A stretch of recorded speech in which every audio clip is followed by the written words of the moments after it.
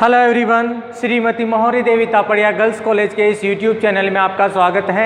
आज हम chemistry class में जो टॉपिक आपके डिस्कस करने वाले हैं वो आपके हैं कलर प्रॉपर्टीज़ इन ट्रांजिशन मेटल कॉम्प्लेक्सेस। कि आज के वीडियो के अंदर जो आपके ट्रांजिशन मेटल कॉम्प्लेक्स है उसमें जो आपका कलर बनाया जाता है या कलर प्रदर्शित किया जाता है जो कि ट्रांजिशन एलिमेंट्स का जो मेन कैरेक्टर होता है, आज अपन उसी से रिलेटेड उसका जो कॉम्प्लेक्स है उसमें किस तरह से कलर प्रॉपर्टी शो की जाती है उसके बारे में पढ़ने वाले हैं। और साथ में यहाँ पर अपन अगर डिस्कस करें तो इससे रिलेटेड आज की वीडियो में अपन दो थ्योरियाँ पढ़ेंगे, जिसमें एक तो आपके अगर बात की जाए डी ट्रांजिशन है और दूसरा जो इसमें है आपके चार्ज ट्रांसफ़र स्पेक्ट्रा है। कि मुख्य दो कारण आपको जो है या दो थ्योरियाँ हैं वो किसी भी ट्रांजिशन मेटल कॉम्प्लेक्स के लिए जो कलर है उसके लिए क्या होती हैं, जिम्मेदार होती हैं। तो यहाँ पर अपन स्टार्ट करते हैं आज का वीडियो। और प्रमुख रूप से अपन यहाँ पर बात करें कि इलेक्ट्रॉन का जो ट्रांजिशन है उसके ही फलस्वरूप या फिर कहने कि इलेक्ट्रॉन का जो ट्रांसफ़र हो रहा है उसी के फलस्वरूप क्या हो रहा है कि आपका जो कॉम्प्लेक्स है वो क्या करता है, रंग प्रदर्शित करता है। जिसमें आज जो थ्योरी है पहले तो डी ट्रांजिशन और दूसरा चार्ज ट्रांसफ़र स्पेक्ट्रा CTS। तो यहाँ पर स्टार्ट करते हैं। जो पहली थ्योरी अपने है अपने डी ट्रांजिशन। पहला जो अपन यहाँ पर टॉपिक पढ़ेंगे वो किससे रिलेटेड होगा, आपका डी ट्रांजिशन। अब यहाँ पर देखिए डी ट्रांजिशन से समझना आपको कि अपन ने एक जो पहले आपकी थ्योरी थी जो आपके CFT के अंतर्गत जो डी ट्रांजिशन या डी संक्रमण है ये सामान्यतः क्या है बताया जाता है, ठीक है। जिसके लिए अपन बात करें एक कॉम्प्लेक्स था आपका टाइटेनियम का।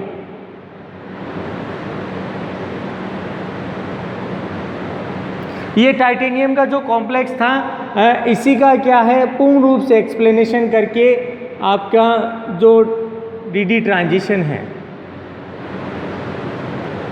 ये ट्रांजिशन क्या किया गया था, बताया गया था या कह दे जो एक्सप्लेन किया गया था। अब यहाँ पर देखिए आपको इसमें किस तरह से समझना है कि सामान्यतः इसका जो आपके देखा गया था अगर डी ट्रांजिशन के थ्रू तो वो देखा गया था इसका जो एब्जॉर्प्शन स्पेक्ट्रा बनता है ये देखा गया था। इससे रिलेटेड क्या देखा गया था, इसका एब्जॉर्प्शन स्पेक्ट्रा अवशोषण स्पेक्ट्रम जो इसका बनाया जाता है। यहाँ पर ये चीज़ बताई गई है कि जब कोई धातु आयन खासकर कौन सा, अगर अपन बात करें डी ब्लॉक एलिमेंट्स के दे या ट्रांजिशन एलिमेंट कहें, कि जब आपका कोई भी धातु आयन जो आपके ट्रांजिशन एलिमेंट्स या डी ब्लॉक एलिमेंट से रिलेटेड हो आपके किसी लिगेंड के संपर्क में आता है, यानी कोई लिगेंड उसके आपके संपर्क में आता है और ख़ासकर वो कैसा हो, या तो वो जो लिगेंड है वो कैसा हो, आपका एनाइन हो यानी ऋणाइन कह दे, या फिर वो कैसा हो न्यूट्रल हो, या फिर कह दें उदासीन हो।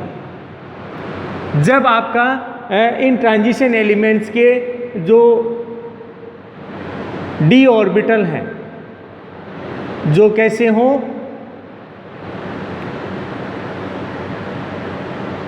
डिजेनरेसी हो, मतलब समान ऊर्जा में हो, उनके संपर्क में जब आपका एनायन आता है, ऋणायन आता है, या फिर कह दे कोई न्यूट्रल जो है कंपाउंड आपके कोई संपर्क में आता है, तो यहाँ पर सबसे पहले तो जो ये डी ऑर्बिटल होते हैं इन डी ऑर्बिटल की ये डिजेनरेसी क्या हो जाती है, समाप्त हो जाती है। मतलब ये खत्म हो जाएगी, डिजेनरेसी या कहते हैं समभ्रंशता खत्म हो जाती है। कि जब समान ऊर्जा के कक्षक उपस्थित होते हैं ना तब उसे बोलते हैं डिजेनरेसी या फिर समभ्रंशता। तो जैसे ही ये दोनों इसके संपर्क में आएंगे यहाँ पर जो डी ऑर्बिटल है इसकी क्या हो जाती है, समभ्रंशता खत्म हो जाती है। जिसके फलस्वरूप आप क्या देखोगे कि ये जो डी ऑर्बिटल्स हैं ये क्या होते हैं, आपके स्प्लिट हो जाते हैं, आपके डी ऑर्बिटल विभाजित हो जाते हैं। और इसके फलस्वरूप आप क्या देखोगे कि यहाँ पर जो ऊर्जा के जो है दो तरह के कक्षक बन जाते हैं, जिसमें अगर अपन बात करें एक आपका बनेगा निम्न ऊर्जा कक्षक और एक बनेगा आपका उच्च ऊर्जा कक्षक। कि भाई यहाँ पर अगर अपन डी ऑर्बिटल की स्प्लिटिंग अगर बताएं तो आपके सामान्यतः क्या देखोगे कि यहाँ पर जो डी ऑर्बिटल्स हैं इन दो ही ऑर्बिटल्स की क्या हो जाती है, स्प्लिटिंग हो जाती हैं। जैसे मैं यहाँ पर एक आपके ऑक्टाहेड्रल कॉम्प्लेक्स के लिए एक बार बता रहा हूँ कि भाई यहाँ पर ये आपके डी ऑर्बिटल है, ठीक है। यहाँ पर अपन यहाँ पर इसके लिए ये कह सकते हैं कि सामान्यतः ये जो डी ऑर्बिटल हैं ये कैसे हैं, वो डीजेनरेसी वाले डी ऑर्बिटल है या समभ्रंश कक्षक होते हैं। जैसे ही इनके संपर्क में क्या आएगा, आपका कोई एनाइन आएगा या फिर कोई न्यूट्रल चार्ज स्पीसीज आएगी, तो यहाँ पर ये जो आपका डी ऑर्बिटल है ये क्या हो जाता है, स्प्लिट हो जाता है। ये डी ऑर्बिटल आपका विपाटित हो जाता है और विपाटित होके सामान्यतः ये क्या है, इनमें ये आपका हो जाता है Eg, ये आपका हो जाता है T2G। ये सामान्यतः मैंने देखिए ऑक्टाहेड्रल के लिए बताया एक बार, तो आपको इसी से रिलेटेड समझना है क्योंकि आपको ये ध्यान में रखना है। अब देखिए जैसे ही स्प्लिट होता है, लिगेंड इसके संपर्क में आता है, तो यहाँ पर जो आपके ऊर्जा का अंतर है यहाँ पर उत्पन्न हो जाता है।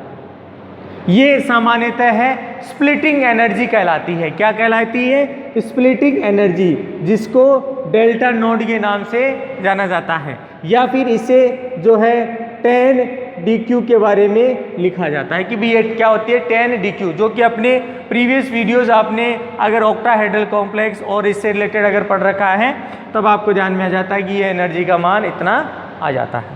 अब यहाँ पर देखिए कंपैरिजन करते हैं। कंपैरिजन किस तरह से कि सामान्यतः जब आपका अष्टफलकीय क्षेत्र होता है, ऑक्टाहेड्रल होता है, तब T2G और आपका की तुलना में जो Eg कक्षक है वो अधिक ऊर्जा वाला होता है। मतलब यहाँ पर ये जो T2G है ये कैसा है, लो एनर्जी ऑर्बिटल है भाई। कैसा है, लो एनर्जी ऑर्बिटल है। यहाँ पर बात करें ये जो T2G है ये आपका कैसा है, हायर एनर्जी ऑर्बिटल, उच्च ऊर्जा कक्षक। ये आपका उच्च ऊर्जा कक्षक है, ये आपका निम्न ऊर्जा कक्षक है। इसी के विपरीत अगर बात करें तो यहाँ पर अपन क्या देखेंगे कि जब यहाँ पर आपका कैसा कॉम्प्लेक्स हो, टेट्राहेड्रल कॉम्प्लेक्स हो, तो यहाँ पर देखिए टेट्राहेड्रल कॉम्प्लेक्स जब होगा तो इसकी विपरीत स्प्लिटिंग है वो आपको इसमें दिखाई देगी। जिसमें किस तरह से बात करें कि भाई जैसे ये आपके 5 ऑर्बिटल ये आपके डी वाले हो गए। अब इसमें अगर अपन बात करें तो यहाँ पर जो उच्च ऊर्जा कक्षक है, ठीक है, ये T2 होता है और निम्न ऊर्जा जो कक्षक है आपका ये E हो जाता है। यहाँ पर देखिए क्या बताया कि जब ये टेट्राहेड्रल के लिए अपन बात करेंगे तो टेट्राहेड्रल के अंदर जो है उच्च ऊर्जा कक्षक आपका हो जाता है T2 और निम्न ऊर्जा कक्षक हो जाता है E हो जाता है। तो यहाँ पर इन दोनों के अंदर एक मुख्य अंतर जो है आपका ये देखने को मिलता है ऑक्टाहेड्रल में और टेट्राहेड्रल के अंदर कि निम्न ऊर्जा कक्ष और उच्च ऊर्जा कक्ष हैं वो इनमें आपके इसमें उत्पन्न हो जाता है। अब यहाँ पर देखिए इसमें बात करें या इसमें बात करें, जब इलेक्ट्रॉन आपका निम्न ऊर्जा कक्ष में होगा और ऊर्जा ग्रहण करेगा, ठीक है, कि भी इसमें यहाँ पर है इलेक्ट्रॉन, इसने क्या की ऊर्जा ग्रहण की, तो ऊर्जा ग्रहण करने के फलस्वरूप ये निम्न ऊर्जा कक्ष से किस में जाएगा, उच्च ऊर्जा कक्ष में जाएगा। किस में जाएगा, उच्च ऊर्जा कक्ष में। तो यहाँ पर क्या देखने को मिलता है कि जब यहाँ पर जो ऊर्जा ग्रहण की जाएगी यानी उस ऊर्जा का जो अवशोषण होगा, तो यहाँ पर अभी देखिए थोड़ी देर पहले ही बात की कि यहाँ पर अवशोषण स्पेक्ट्रा जो है या फिर अवशोषण स्पेक्ट्रम के अंदर ही इसका क्या किया जाता है, अध्ययन किया जाता है। तो यहाँ से इलेक्ट्रॉन ऊर्जा ग्रहण करेगा और ग्रहण करने पर ये क्या करेगा, उच्च ऊर्जा कक्षकों में जाता है। तो यहाँ पर एक तो यहाँ पर ऊर्जा का अवशोषण क्या हो रहा है, अवशोषण हो रहा है, और यहाँ पर जो है इलेक्ट्रॉन अवशोषण ग्रहण करके ऊपर चला जाता है। लेकिन जब सामान्य स्थिति होती है, मतलब बाहरी ऊर्जा खत्म हो जाती है, अवशोषण समाप्त हो जाता है, तो इसके बाद ये वापस उच्च ऊर्जा कक्ष से निम्न ऊर्जा कक्ष में आता है। मतलब यहाँ पर जो है उत्सर्जन स्पेक्ट्रा है वो क्या किया जाता है, प्रदर्शित किया जाता है। तो यहाँ पर जो ये हैं विकिरणों के रूप में क्या करेगा, आपका उत्सर्जन स्पेक्ट्रा बनाएगा। और ये जो उत्सर्जन स्पेक्ट्रा है ये सामान्यतः क्या है, जो है आपका क्या देखने को मिलता है, उच्च ऊर्जा का देखने को मिलता है। और इसी के फलस्वरूप जो कलर है वो क्या किया जाता है, प्रदर्शित किया जाता है। तो यहाँ पर अवशोषण और उत्सर्जन के फलस्वरूप क्या बनाया जाता है, स्पेक्ट्रम बनाया जाता है। अब यहाँ पर बात करें कि भाई ये जब आपका डी ट्रांजिशन आपका संभव हो, मतलब ये जब आपका डी ट्रांजिशन होता है तो डी ट्रांजिशन के अंदर जो आपका अवशोषण स्पेक्ट्रा है, देखिए मैंने दोनों चीज़ें नहीं बताई है, मैंने सिर्फ किया गया है अवशोषण स्पेक्ट्रा। ये कैसा है, इलेक्ट्रॉन क्या कर रहा है, एब्जॉर्प्शन कर रहा है, तो अवशोषण स्पेक्ट्रा बनेगा। तो अवशोषण स्पेक्ट्रा जो बनेगा यहाँ पर बताया गया है कि लगभग 10,000 सेमी इनवर्स से